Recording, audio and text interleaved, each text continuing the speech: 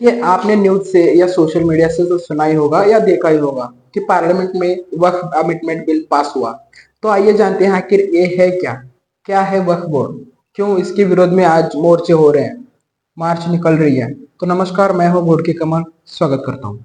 देखिए, वक्फ यानी क्या है, इसका मतलब क्या है।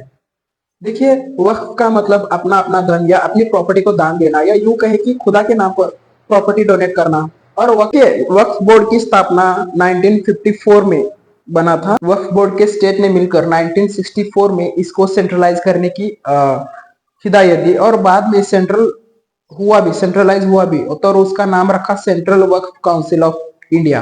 वक्फ बोर्ड को आखिर क्यों बनाया गया। देखिए, जब ब्रिटिशर्स ने दिल्ली में अपनी राजधानी बनाने का फैसला किया, लैंड को हड़पने लगे, तो अपने पवित्र स्थलों की सुरक्षा के लिए और पुनर्वास के लिए बनाया गया, जिससे लोग अपनी जमीन मुसलमान लोगों के भलाई के लिए जमीन को दान देने लगे, करने लगे। अगर हम आज की डेट में देखें तो वक्फ बोर्ड के पास टोटल 9.4 लाख एकड़ जमीन, नेशन वाइड वक्फ 2006 में 4.9 लाख रजिस्टर्ड प्रॉपर्टीज है।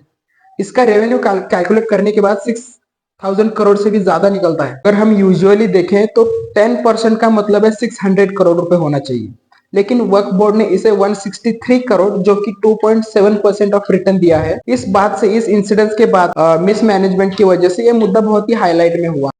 Once a waqf always a waqf. देखिए, इसका मतलब है कि एक बार वक्फ बोर्ड ने किसी जमीन पर दावा बोल दिया तो जमीन वक्फ की हो जाएगी। अगर आपको आपकी जमीन क्लेम करना है तो आपको एक दिए गए सर्टेन टाइम पीरियड में डॉक्यूमेंट सबमिट करना पड़ेगा, वरना आप असमर्थ रहते हैं तो वो जमीन वक्फ की मानी जाएगी। इन एग्जांपल देख लीजिए, तमिलनाडु के वक्फ बोर्ड में एक पूरे के पूरे गांव को ही वक्फ बोर्ड जमीन घोषित किया था, और साथ में 1,500 साल पुराना मंदिर को भी। और साथ में सेम चीज महाराष्ट्र के लातूर जिले के कुछ सैकड़ों किसानों को भी नोटिस भेजा गया था कि वो जमीन जो है वक्फ बोर्ड की है और उस पर दावा कर रहे हैं। तो आइए मुड़ते हैं अपने मुद्दे की ओर, वक्फ बिल अमेंडमेंट 2020। तो आइए जानते हैं कौन से वो 10 बदलाव है, 10 चेंजेस है, उनके बारे में डिस्कस करते हैं।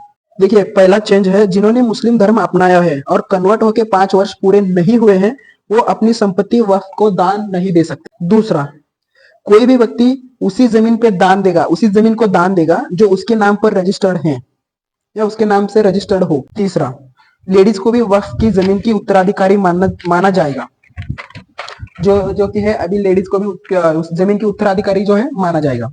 चौथा, वक्फ को दी गई पूरा ब्यौरा ऑनलाइन पोर्टल पर अपलोड करना होगा, और वो भी 6 महीने के अंदर अंदर।